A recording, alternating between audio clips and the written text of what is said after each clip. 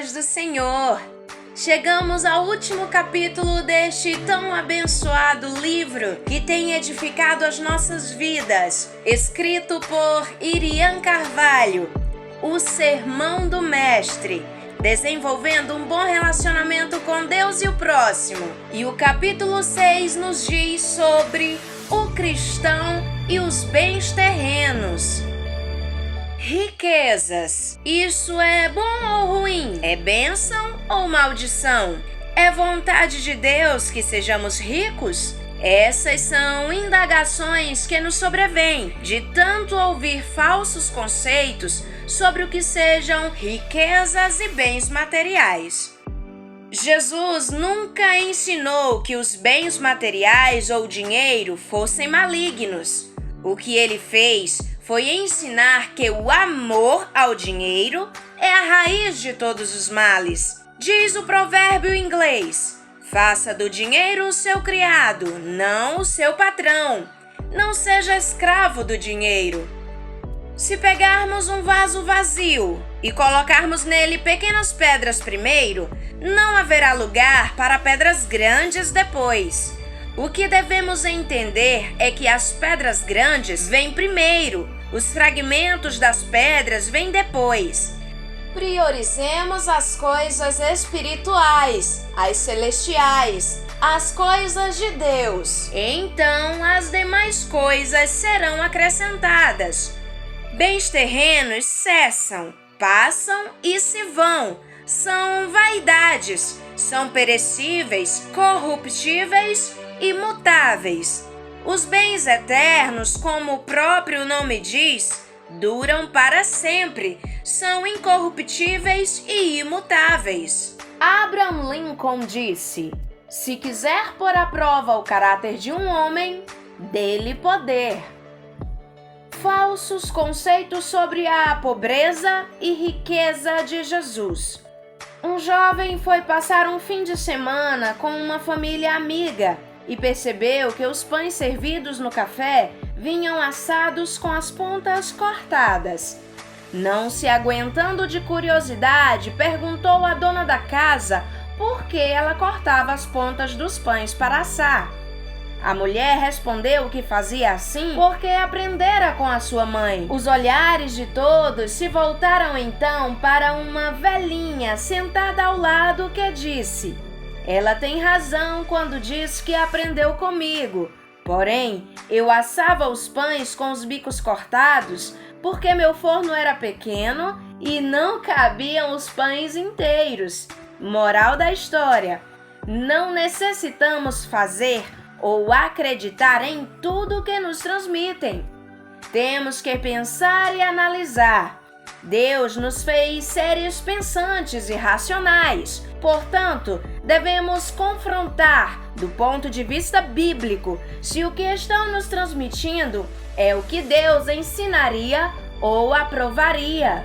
Não podemos crer em algum conceito devido à sua constante repetição. Não somos obrigados a fazer a mesma coisa somente porque aprendemos assim com nossos pais e em nossas antigas tradições e religiões. Devemos analisar tudo. Precisamos entender que nossos pais na fé eram homens sujeitos a interpretações equivocadas. Embora fossem homens dedicados e fiéis, somente Deus é perfeito. Jesus era pobre ou rico? O conceito de que Jesus era pobre é tão antigo que compuseram uma canção especialmente para o dia de Natal. Pobrezinho nasceu em Belém. Infelizmente, muitos de nós aprendemos que Jesus era pobre, sem casa, vivia de favores e que Jesus era contra os ricos. Aprendemos que ser humilde é andar esfarrapado, cabelos despenteados, sapatos velhos e assim por diante. Os pensamentos e ensinamentos errôneos que permeiam até nos dias de hoje algumas mentes vêm de algumas interpretações equivocadas e isoladas. Vejamos, só os pobres são bem-aventurados. Mateus capítulo 5, versículo 3. Este texto não está relacionado à pobreza física e terrena, mas aos pobres de espírito, aqueles que são totalmente dependentes de Deus. O Senhor Jesus Cristo afirma que dos tais é o reino dos céus. Só faz parte do reino de Deus quem, de fato, se relaciona bem com o seu próximo aqui na terra e com o Deus dos céus. Todos que trilham o caminho do pobre de espírito serão chamados por Deus e pelos homens de bem-aventurados. Jesus era pobre porque não tinha onde reclinar a cabeça. Jesus tinha casa. João capítulo 1, versículos 35 a 42. O fato de Jesus ter dito que não tinha onde recostar a cabeça devia-se à circunstância em que se encontrava, pois ninguém em Samaria lhe dera hospedagem. Lucas, capítulo 9, versículos 51 a 58. Jesus Cristo, sendo rico, se fez pobre. 2 Coríntios, capítulo 8, versículo 9. Não se tratava de pobreza material, mas da glória ilimitada que possuía como Deus sem usá-la. Jesus não usou seus atributos divinos para poder nos enriquecer da sua graça e salvação. Ele se fez homem.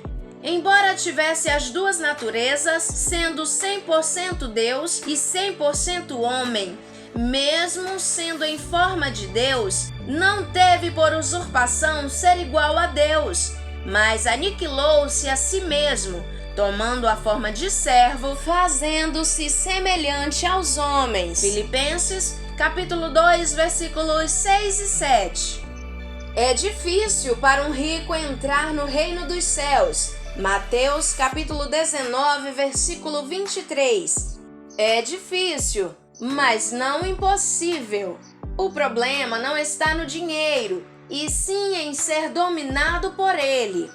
Jesus estava ensinando que dificilmente quem é escravo do dinheiro entrará no reino dos céus. Na conversa com o jovem rico, Jesus demonstra interesse em salvá-lo, mas ele amava mais o dinheiro do que o Deus das Escrituras. Jesus enviou seus discípulos numa missão e determinou que não levassem dinheiro. Marcos, capítulo 6, versículo 8. Jesus tinha um tesoureiro que o acompanhava no seu ministério. Para que tesoureiro se não havia dinheiro? Os discípulos, que deixaram as suas profissões para seguir Jesus, tinham famílias e despesas. Como eles cumpririam seus compromissos sem dinheiro? Jesus estava informando aos seus discípulos que a missão daquele momento era urgente. Então, pede para eles não se preocuparem no momento, porque ele supriria tudo. Nasceu numa estrebaria, deitado numa manjedoura. Lucas, capítulo 2, versículo 7. Não foi por falta de dinheiro. Se lermos o texto com cuidado, observaremos que não havia lugar vago nos hotéis da época. Depois do nascimento, eles foram para uma casa. Os magos já o visitaram em uma casa. Mateus, capítulo 2, versículo 11. Jesus era carpinteiro e filho de carpinteiro. Marcos, capítulo 6, versículo 3. Naquela época haviam poucas profissões e a de carpinteiro era a profissão da vez. Mesas, camas, cadeiras, estantes, balcões, barcos, casas e muito mais se faziam com madeira. José ensinara a profissão a Jesus. Isso era a prova de que eles tinham bens materiais.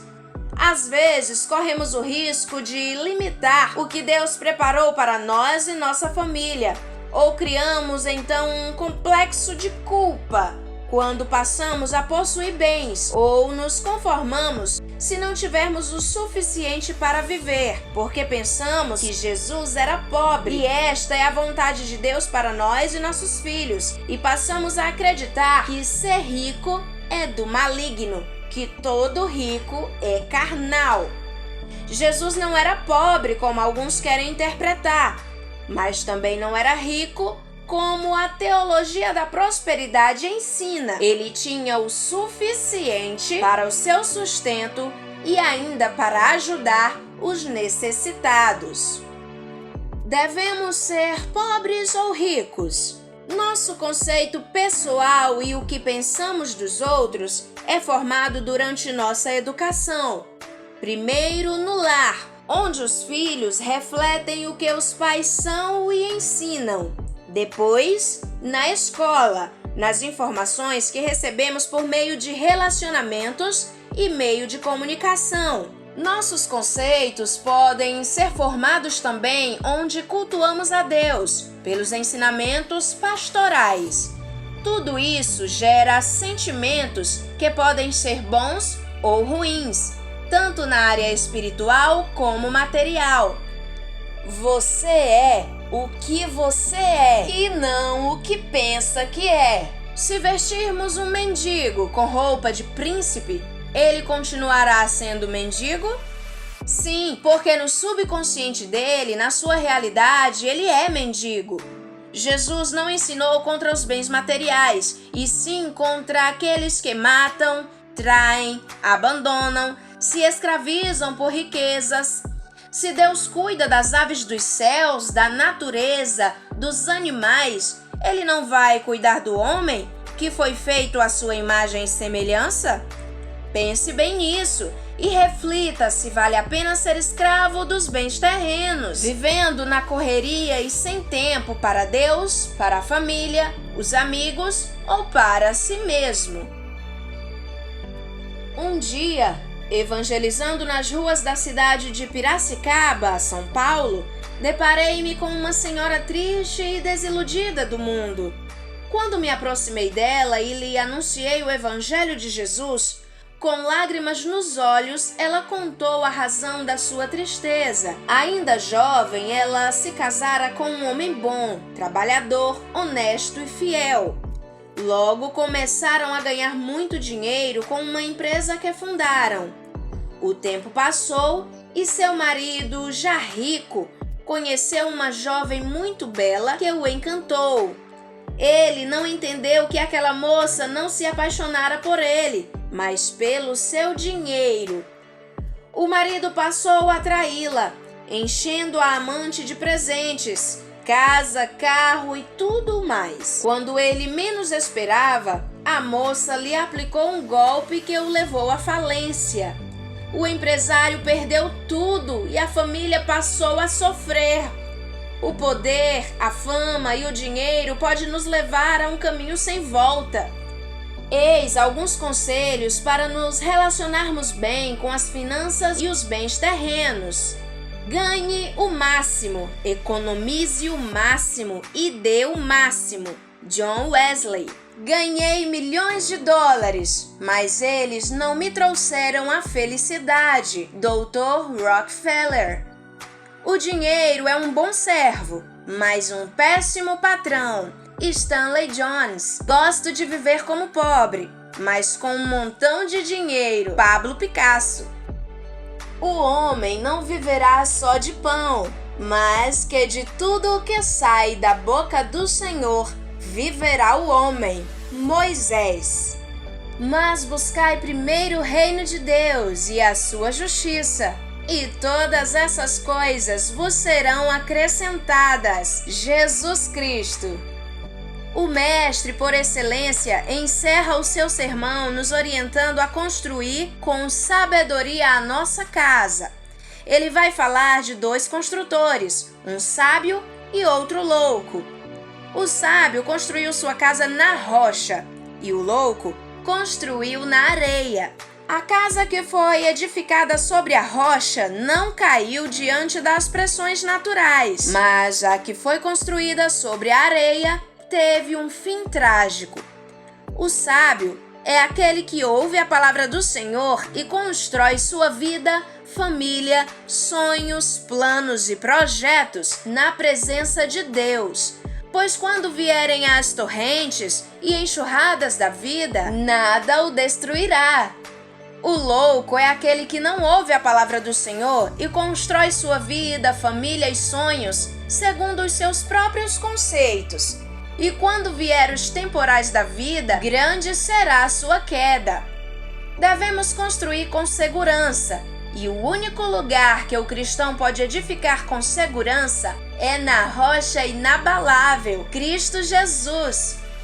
Uns confiam em carros e outros em cavalos, mas nós faremos menção do nome do Senhor, nosso Deus, escreveu o salmista Davi.